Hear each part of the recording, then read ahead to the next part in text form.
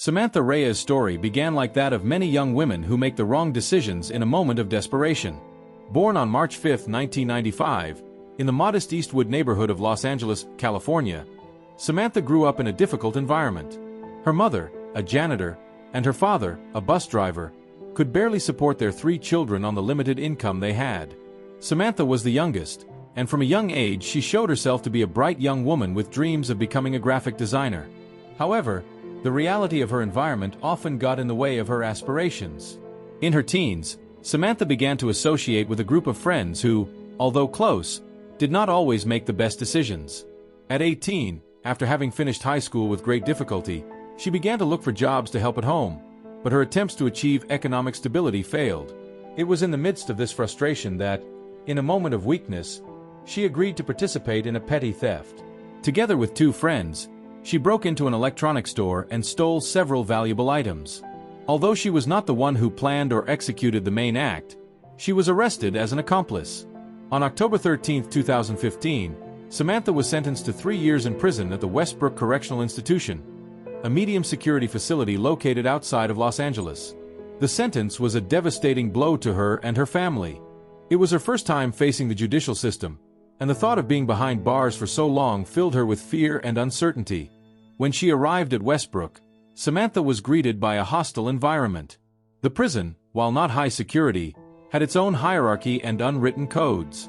The older inmates intimidated the newer ones, and adjusting to life behind bars was a daily challenge. Samantha, who had always been an introverted and peaceful person, found herself struggling to maintain her space in a world where the rules were dictated by survival. The first few months in prison were hell for Samantha. Not only did she miss her family, but she also felt constantly watched and judged by the other inmates. She tried to stay out of conflict, spending her time reading the few books she could find in the facility's library and writing letters to her mother. However, the weight of loneliness and fear was beginning to take a toll on her. It was during this time that she met David Collins, a 38-year-old corrections officer who had worked at Westbrook for over a decade. David had a mixed reputation among the inmates and his co-workers. While some described him as kind and caring, others said he was a calculating man who knew how to manipulate situations to his advantage. To Samantha, however, David seemed like a lifeline in the midst of her torment. The first significant interaction between them occurred in February 2016, when Samantha was cleaning the dining hall as part of her assigned duties. David approached her with a friendly smile and offered some advice on how to avoid problems with the other inmates. Although she was wary at first, she soon began to feel more comfortable with his presence. David seemed genuinely interested in helping her, and his attitude contrasted with the coldness of other officers. Over time, David began to make small gestures that Samantha interpreted as signs of kindness. He often gave her extra rations of food or allowed her to stay longer in the library. On one occasion, he even got her a graphic design book that was not available at the center. For Samantha, these gestures meant a lot.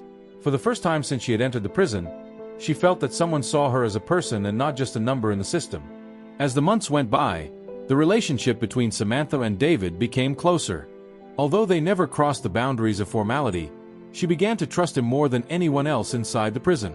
David, for his part, seemed to enjoy the emotional dependence that Samantha was beginning to develop on him.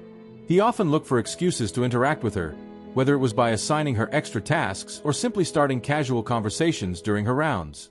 In August 2016, Samantha began to notice that some inmates were gossiping about her relationship with David. Although she did not understand exactly why, she realized that not all of them viewed their interactions favorably. Some said that David did not help anyone without expecting something in return, while others warned that it was best not to trust him too much. Samantha, however, ignored these comments. To her, David was an exception in a hostile environment, someone who made her feel safe in a place where security was a luxury. The trust Samantha had placed in David was so strong that she even began asking him for personal favors. She asked him for help in getting letters to her family faster, and on one occasion, she asked him to intervene when another inmate tried to bully her. David, always willing, complied with her requests without apparent problem. However, what Samantha didn't know was that these favors came with a price that would soon be exacted. Although the first few months of her relationship with David seemed to have improved Samantha's quality of life in prison, they had also placed her in a vulnerable position. By relying so much on him, she had let her guard down and isolated herself from the few fellow inmates she had tried to form a connection with.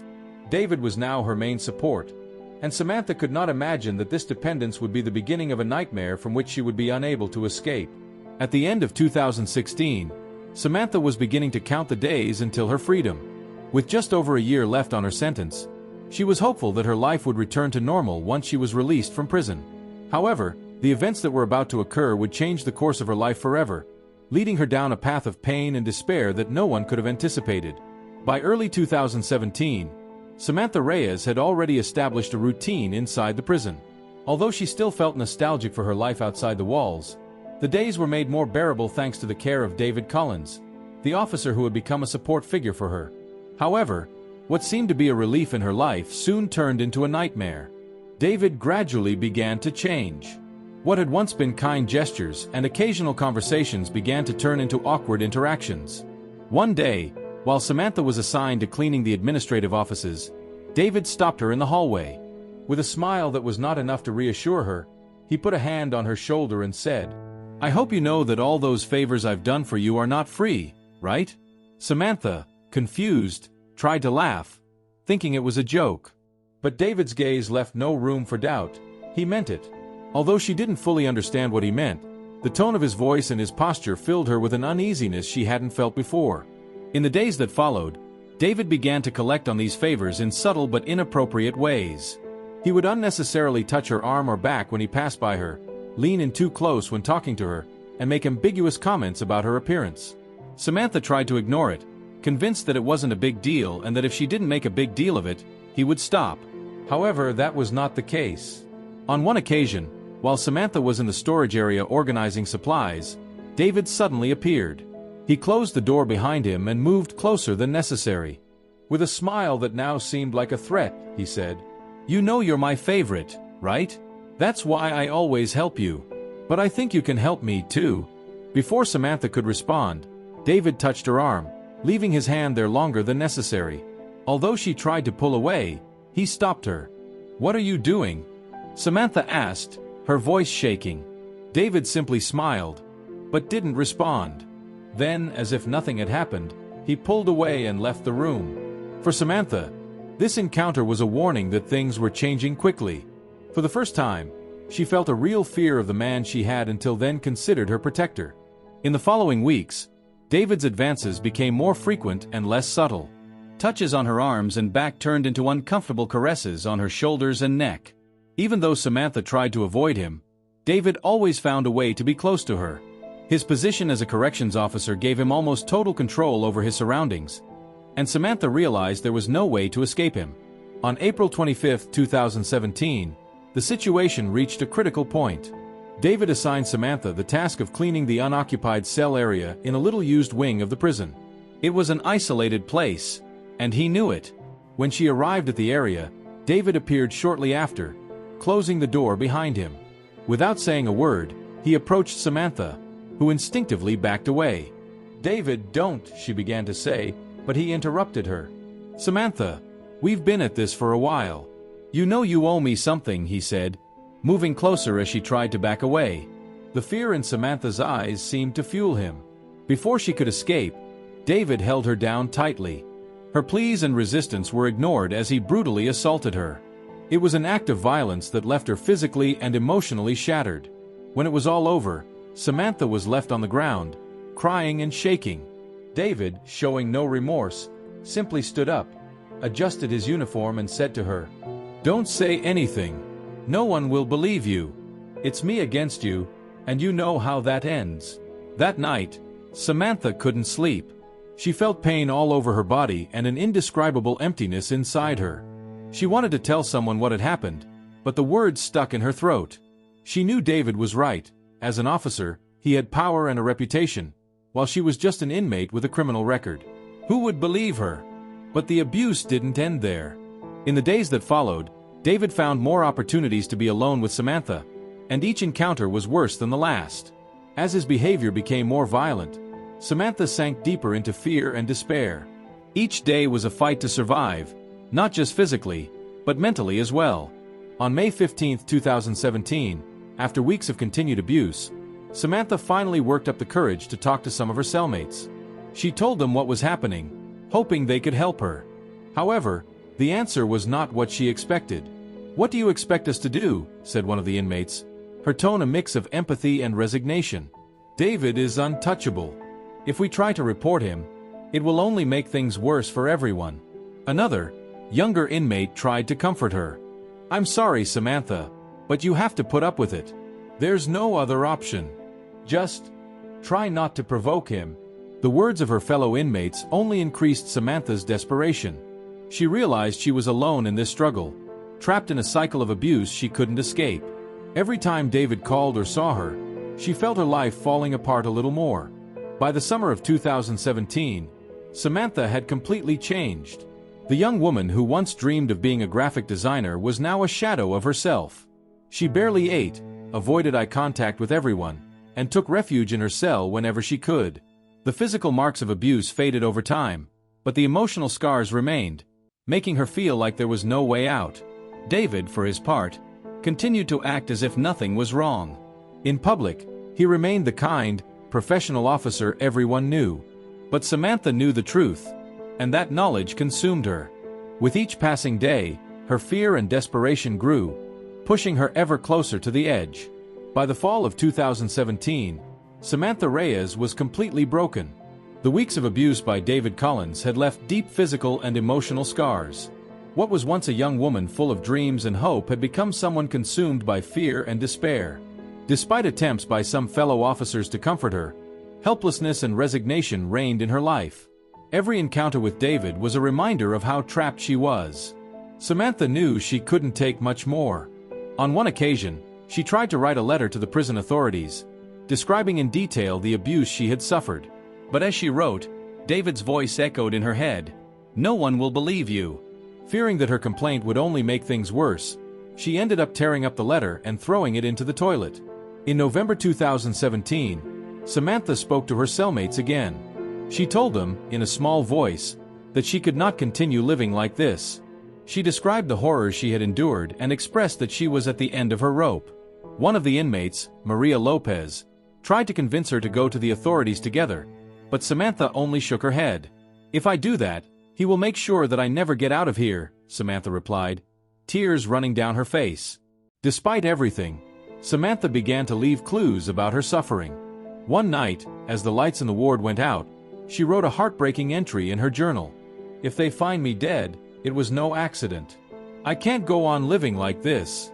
My body is no longer mine, my spirit is broken, and I can't find my way out.